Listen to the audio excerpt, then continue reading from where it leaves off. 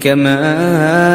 أنزلنا على المقتسمين الذين جعلوا القرآن عضين فوربك لنسألنهم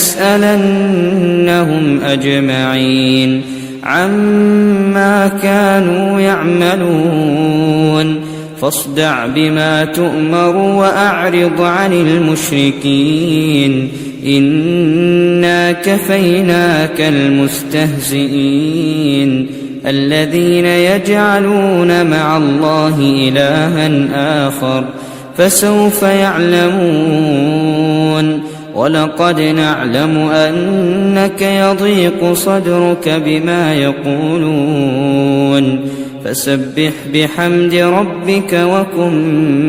من الساجدين واعبد ربك حتى يأتيك اليقين.